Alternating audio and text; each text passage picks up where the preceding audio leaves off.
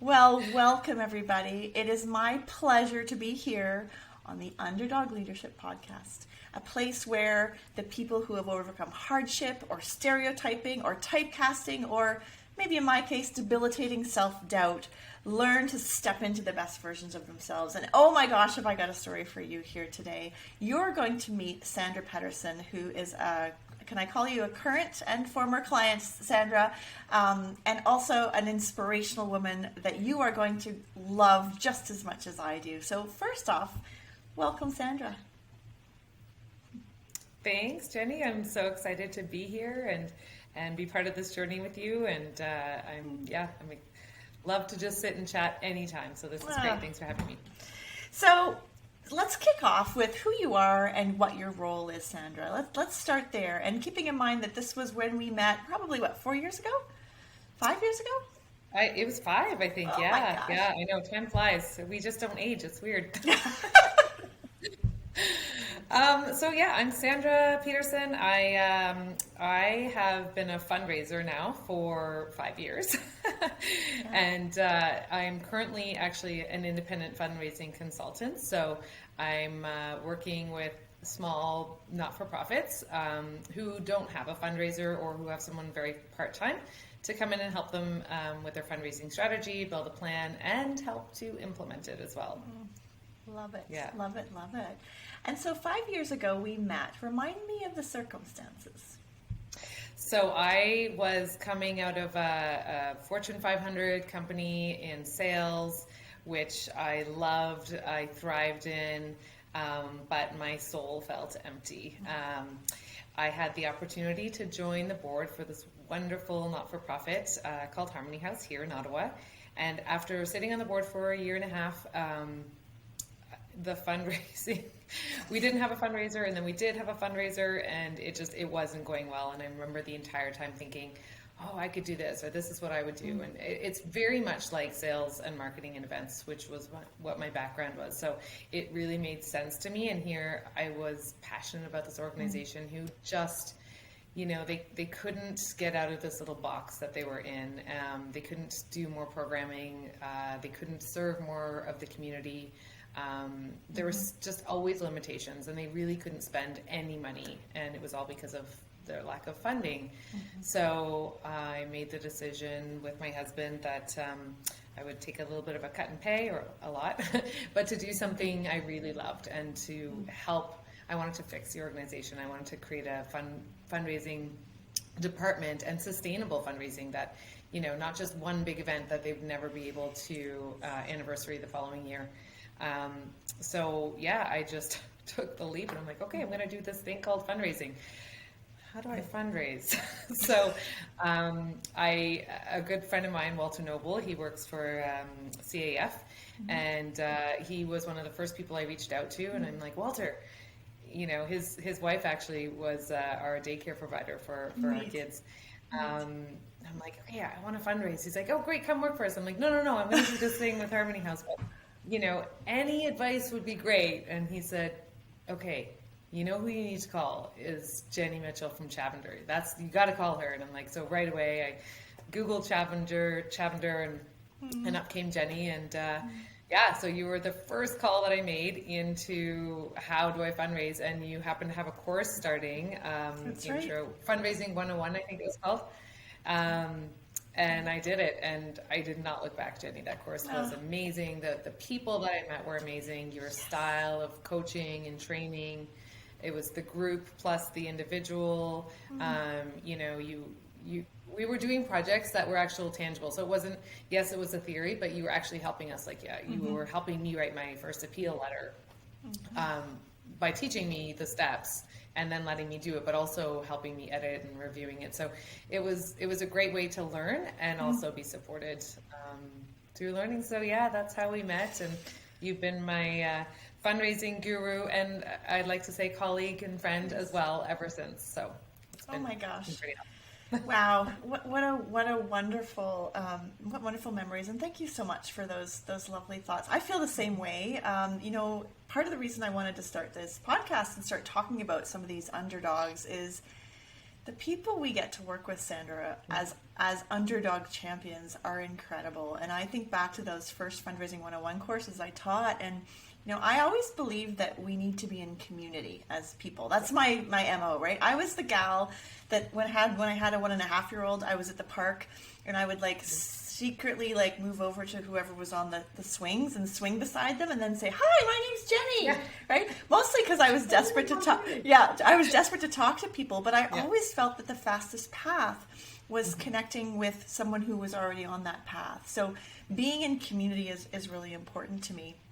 And I should mention too, for those of you listening, Harmony House is a second stage shelter. So my understanding, correct me if I'm wrong, is in Ottawa, talk about true underdogs. These are women that have left abusive relationships for a better life for themselves. They've found a soft landing at Harmony House where they can get the supports and the tools they needed to be able to start thriving. So on a personal level, I totally get, that's my jam, Sandra. Mm-hmm. So when you walked in, I'd love to situate our listeners in. So what did you walk into as far as what did the fundraising file look like, and what did you see as potential? Where were you getting excited? Well, the first thing was we received a check, maybe it was a $5,000 check from a donor who was apparently an ongoing donor. He'd been, supporting the organization for a while, and I was like, okay, great. So what do we do for him? Do we send him flowers? Do we do a thank you? And everyone just kind of looked around the table and was like, nothing? Wow. We said thank you. And I was just like, no, but it's basic, relationship. Good manners. You thank people for their gifts, right? And then it was my sales hat on too. That rapport with your client is so important. And, you don't just close the sale and walk away. You continue to nourish that and make sure that they're happy. And it was very much the same thing that's where I started learning about donors too. So that got me the most excited, because people, Jenny, are my passion. That's, if there was no donor part to fundraising, I probably wouldn't enjoy it as much. But that's what I love the most, because really the core of fundraising is your donors. So that's what excited me. So I was excited to be able to connect with these people who also had this heart and this soft spot for this organization. Like you said, that helps so many women and children. We're celebrating, I don't know if we want to say celebrate, but we are 35 years strong in the community. And it really, the impact that has on lives. We're talking over 2,500 women and children that we've served that have lived with us. So those people have had a safe place to heal and grow and then move on and not return to violence. And so that's a lot of cycles of violence that we've ended as well. So my the fundraising side that got me excited was the donors for sure. And when I started, I remember they had this event, which they had just been doing because the event was there, so they just kept repeating it every year, but there was no real strategy or growth or anything behind it. So the year that I went to volunteer at it, it actually cost us money to throw the event. Ouch. I was like, ooh, okay, how can we do this better? So that event alone went from costing us money. The budget that they had allocated for it was $0, and I was like, how do you allocate $0 to a budget to an event? So it was a lot of funny things like that. So I think the event, in the 3 years that I took it over, first year was, I think we netted 13,000. The second year was almost 30, and then the last year, which was literally a week or two before COVID shut everything down, was almost $60,000. So amazing. And record attendance, we went from 60 people to 250 people, and this was at the horticulture building. So our costs had also gone up. So that, things like that was exciting to see. And just in overall fundraising, when I started, I think we fundraised 90,000 from actual fundraising initiatives. Last year we did 540,000. So that's a lot. I can't do the math, but that's an extreme amount of percentage increase year over year, Sandra. Yeah, exactly. And I'm also, I could give you the percentage, but what's more important to show what that did is we've hired 2 new full-time positions. We've hired our first male to do a boys program. He's actually an ex-resident from when he lived with Harmony House as a child. We've been able to, we're currently renovating every single unit so it's not so stale and hotel looking like, but it actually looks like a home with, you know, better artwork and nicer painting. We've got like walls of chalk walls that kids can draw on, you know, making them more functional, not just basic, you know, stale places to stay. There's so many things that money has been able to offer, not just the women that work there, but also the staff, right? Because you need good, strong frontline workers because they are the ones that, you know, make or break the experience and the help or the transition for women. So, you know, even having like Wi-Fi, we didn't have Wi-Fi. So I'm going to pick up on this. You've described, first of all, what I think, if you're listening, what Sandra did so beautifully was articulate the impact, not just the money, but the impact of the money.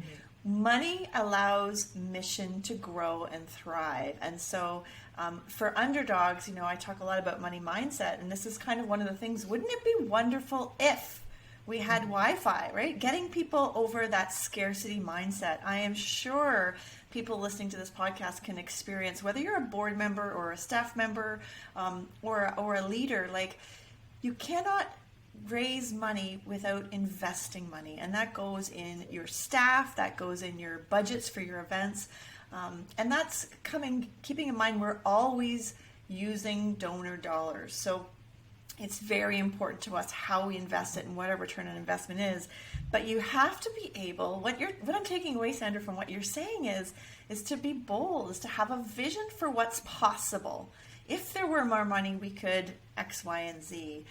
Tell me how you were able to change the culture or the environment as it relates to fundraising. So my guess and my experience is when you walk in the door as a new fundraiser, you're kind of given that funny shoulder, like, oh yeah, there she comes, you know, the girl that wants to steal the money from my pockets. Yeah, here's another one. So how did you change that culture? How did you build the trust? You're a very trustworthy person, but tell me more.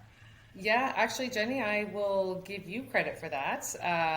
Part of your course too, because I there's so many things I remember, but I probably don't have time to say them all in this podcast. But I know one of the things for you was, you know, the donors, like, get out of your head, like, you know, I only have X amount to donate because the donor is giving to this organization because they feel like it's important.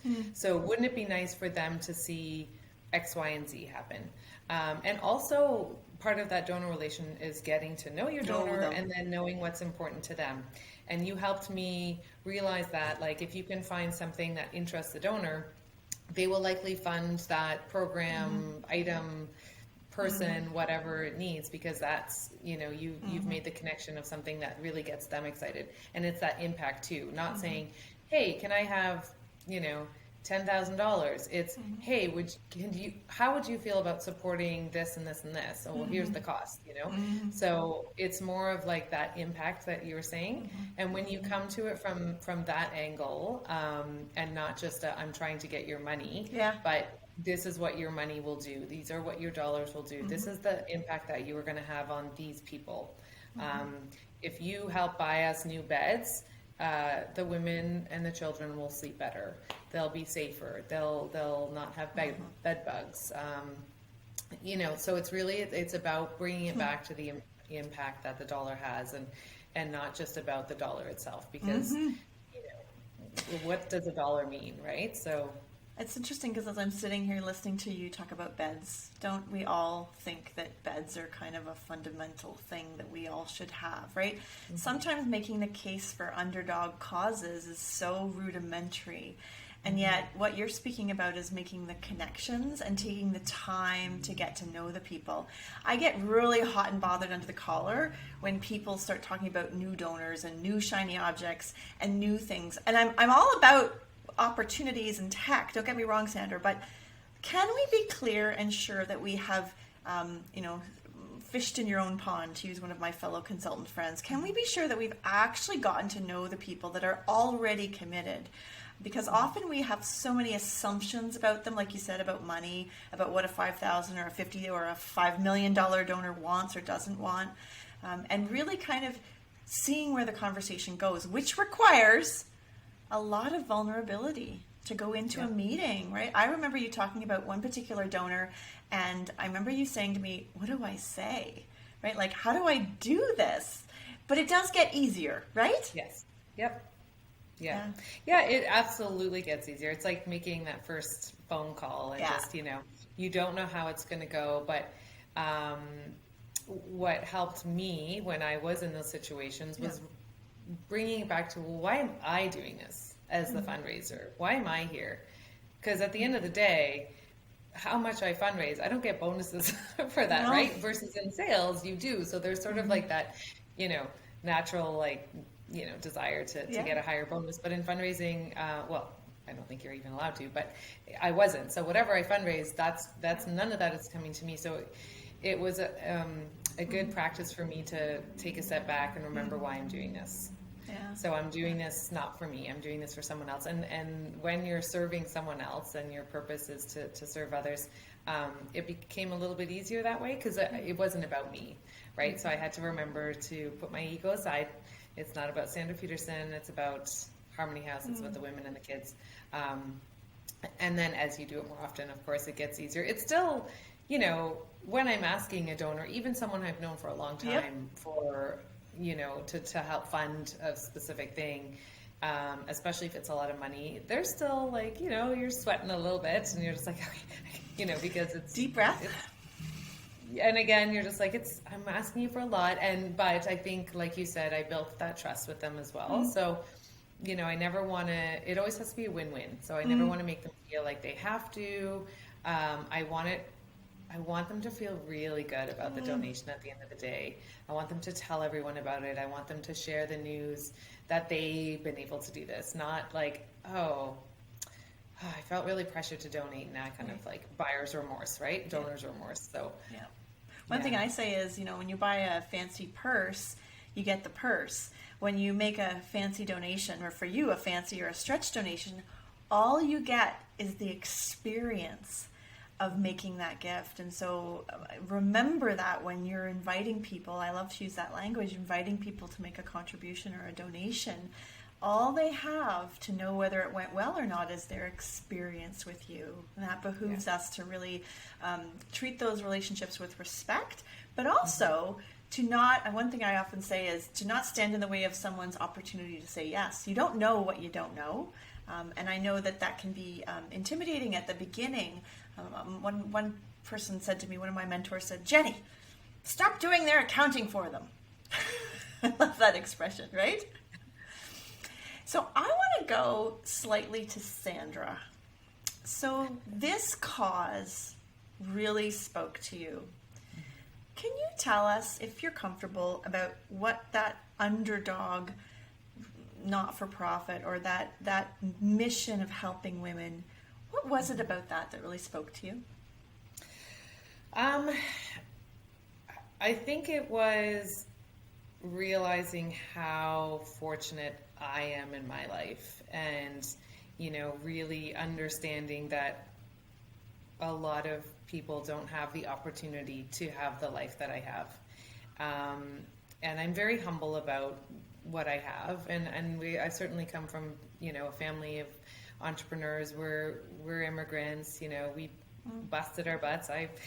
My mom sold everything from spices to windows to whatever. So, but we've done without for sure. We've used soup kitchens and we've done a lot of volunteering, and it just, I'm so fortunate in my life, and I don't take one day for granted.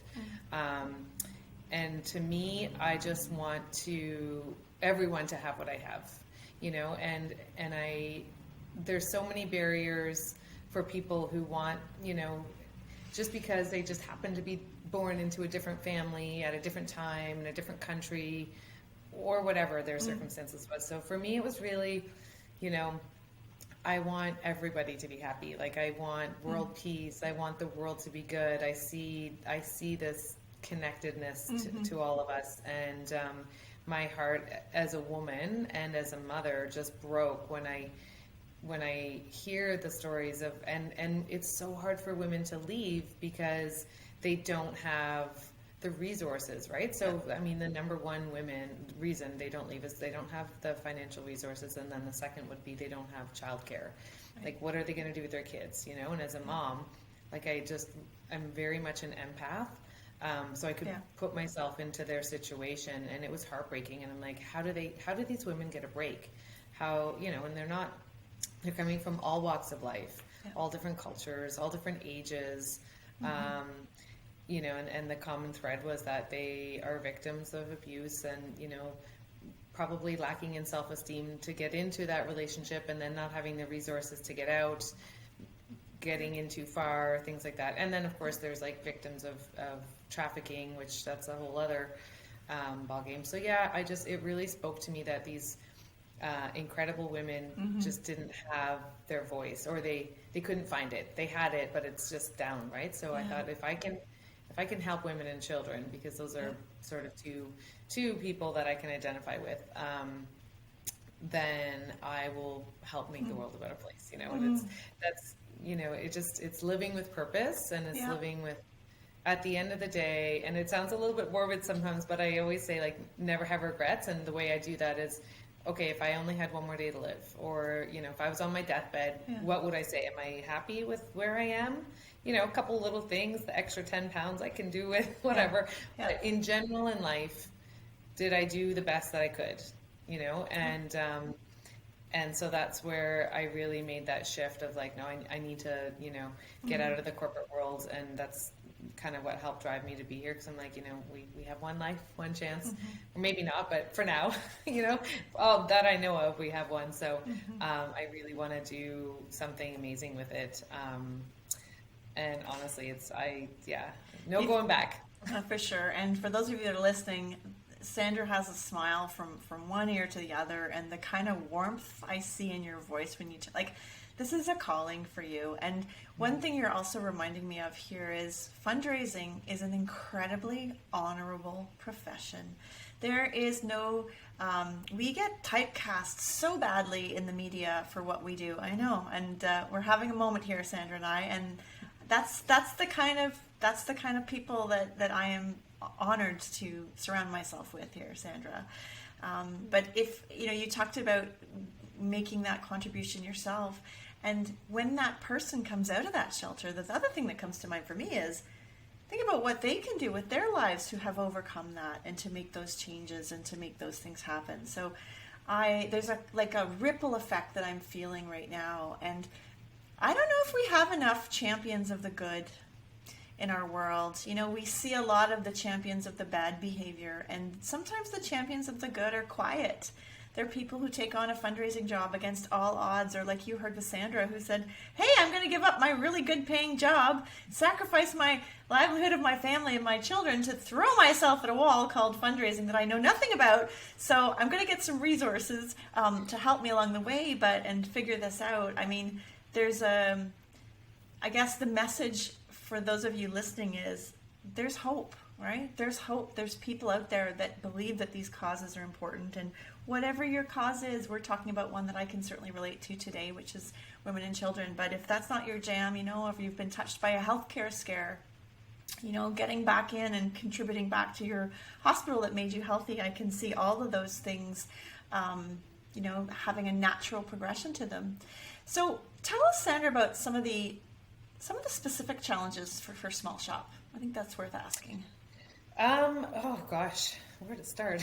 Yeah. So, resources, you know, when I came in, the executive director at the time also didn't want anything to do with fundraising. So she was very hands off. You know, there was no real great past files of any work that had been done. We didn't have a donor database. The one that we used was more for receipting. It's called Income Manager.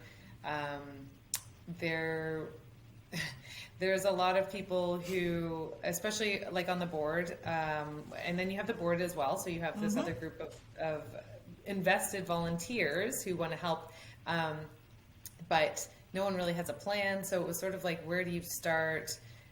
You're kind of a lone wolf, so you're really on your own, and unless you're connected to a fundraising, community group of some sort, right? Or a coach like yourself, then it's a little overwhelming. And it's sort of like, where do you start? How do you, and honestly, Jenny, like if it had not been for you, I don't, I'm sure I would have gotten there eventually, but you pointed me in all of the directions, and you talked a little bit about community earlier, and I just wanted to pipe up and say too that I've never met a fundraiser, and I've met a lot in the last 5 years who wouldn't take the time to help you answer a question, find a resource, give you some feedback on a database that you're researching. Like these fundraisers are so giving of their time, right? And it's a kind of breed of people that I love, and they're keen and they're eager and they're driven, and they really have this, I guess it's the philanthropic vibe that they've got going on. But so many people that I've met were just, anything that I needed, and yes, I'll do this, I'll do that. You talked about community. One of the first people in the group that you did, her and I stayed in contact, and she ended up sort of joining our board temporarily, years later, and we still bounce ideas off each other. There's, and also like saying, hey, there's this event going on. Why don't you check this out? Or there's this, like people are sharing grants and sharing resources. So it's not like a sort of like sales where people can be like, I'm just out for myself. Exactly. Me and my team, we need to win. It's sort of like, no, like everybody wants to win, right? So I'm just jumping in, but my sister was in medical sales for years, and she used to hear me come back from fundraising conferences and was like, they shared what with you? Like they did what? Like she couldn't believe the way we share and collaborate. And I think the other word that I would say for professional fundraisers is that we are the harbingers of opportunity. We are the people that say, wouldn't it be wonderful if, right?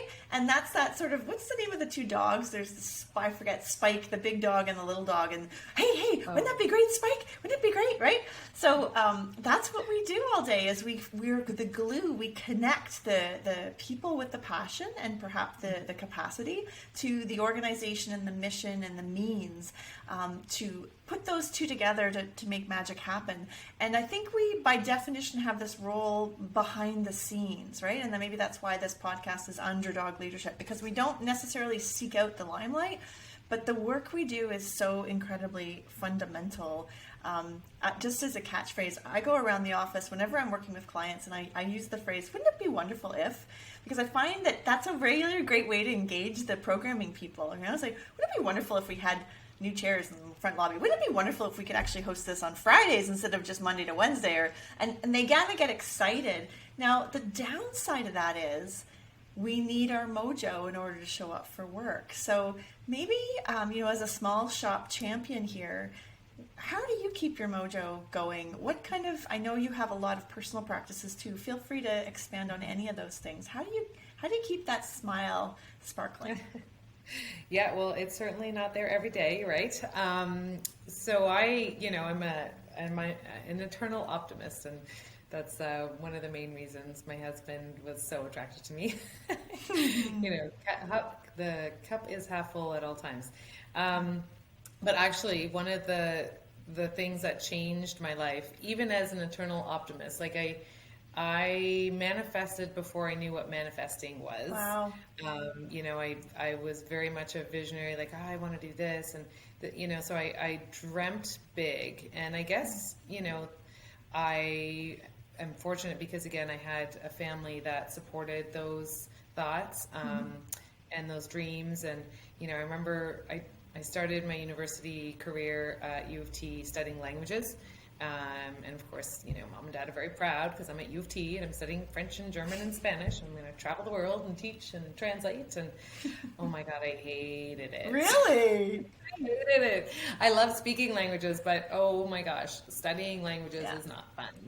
So not that I needed to just be fun, but it just, after 2 years, I just wasn't interested. So while I was there, I was working at Le Chateau, very fashionable company at the time, and so many of my colleagues were at Ryerson studying fashion marketing, and I was like, oh, this is cool. Like you can study marketing, because I actually wanted to get into business, but I found it too, white male dominated. I thought, I don't know if there's a place for me in there, but here was a chance to do marketing, but in the fashion world. Anyway, long story short, I got into that, and I remember telling my dad, and he said, well, I've never been able to tell you what to do, and I'm not going to start now. I'll just support you. You'll do great, and so that's sort of where my support was. Yeah. So the manifesting, was really great for me. But then in 2011, a friend of mine who was a woman that I'd worked with in Toronto at one of the marketing agencies, we were having dinner, and she started telling me about this 5-minute journal, and it's a gratitude journal. And at the time, like, I'd already read The Secret, and I was already kind of doing that on the side anyway, the whole manifesting. But this was about practicing gratitude. And Jenny, I think that's what changed my life. I think that's what was the catalyst to get me to where I am today, because it's funny, I just finished the journal not too long ago, so it took me from 2011 to 2022. Wow. So obviously I wasn't doing it every day. It would go in, ups and downs. But when I was the most down or confused or felt unfulfilled in life, that's when I really went in hard with this journaling. And it's scientifically proven. You use your subconscious, and what you tell yourself, you will believe, and it changes your perception and on what's happening. So you have this window, and it's like you're on a train. You can look out one window and see one thing, or you can look out the other window and see the other. You're still going in the same direction, same destination, but your view could be totally different depending on which way you look. Yeah. That's the easiest way to explain it. And that for me has been a game changer. And then of course, I love my fitness and health, because I think that's, the more you invest in yourself too, and it doesn't matter how you look, it's how you feel. Yeah. When you feel good, you emulate that, and that energy. Yeah. There's a couple things, like when I remember the first time we spoke, and I feel like our very first project was building a fundraising plan for you, and getting clear on what the objectives were, and not just picking random numbers, by the way, just for those of you listening. We don't just pick numbers because it sounds nice. We actually look at what the pipeline looks like, and we build it out that way. But something I do remember about you was, that sort of eternal positivity, but also curiosity. I think you epitomize a lot of fundraisers who go, well, I don't know how to do this, but I'm sure I can figure it out, and I'm sure I can find it. We now know the brain science, right? When my work as an executive coach actually reinforces all those manifestation conversations, the journaling, and you'll also hear me talk a lot with my clients. I am not a poor me kind of gal, right? The world isn't happening to me. My board isn't out to get me. My staff isn't there because they totally hate me because they don't understand me. What is my part of this? What is my role? How can I shift my lens, right? That's the executive coaching piece, to see this differently, or see a different version of these events. I love your train. I might take that one, actually. I love the 2 train all going in the same place, right? Mm-hmm. But that radical ownership of our lives, of our purpose, you've spoken so eloquently about that today. And my other podcast, Your Next 50, this was one of my big realizations was, if this is only my 50 other years on the planet, like, I want them to be the most impactful. I want them to be the most important. I want to make sure I'm spending my time on the most important things. So those are some beautiful comments. I heard journaling, I heard fitness, I heard taking the time to show up in the way you want to. Maybe I projected that on you. I'm not sure. But those are all fantastic things for our listeners to take away, right? When you're in those tough positions, I don't want to sugarcoat this. This is what toxic positivity, that's what my kids call it. It's not about sugarcoating. It's about seeing things for what they are, getting clear, getting calm. Matter of fact, my Ask for Anything course that I'm part 2 that's just launching, it'll be launching again in the fall. It's about getting clear on the priorities. How often are we supposed to be raising money, but we don't even know what the money's for, Sandra? I don't know if that's ever happened to you, right? Absolutely, yeah. Well, and if I can just jump in too, Jenny, it's not all, sunshine and rainbows. And I remember when I started, and the board and the ED were interviewing me, and keep in mind, they knew who I was, right? I'd been with them for a year and a half. they were like, well, what are you going to fundraise in the first year? And I'm like, I'm actually not going to give you any promises. And I said, because I have no idea how this is going to go. And to be quite honest with you, it's probably not going to be gangbusters in the first year, because if it is, it's not sustainable. I happen to pull a rabbit out of a hat, and you can't do that year over year. So, being honest with yourself and managing those expectations is really key as well. And there are certainly failures. Like, I remember saying, let's invest in, I want to buy these, and don't worry, I can sell them all. And I didn't sell them all. But at the end of the day, we still fundraised enough that it was a wash. But, just being, and like you said, we worked on numbers, and we sort of gave percentages, but they were small. And that was part of my pitch too. Like, this is going to be a rolling ball. You're going to see it continue to grow and grow year after year if you continue the strategies that you teach about, and the donor stewardship. That's just gonna, it's an evolving process. It's not sexy, right? It's not as shiny as X, Y, and Z, but I always say, if it looks like quicksand, if it smells like quicksand, it probably is quicksand, right?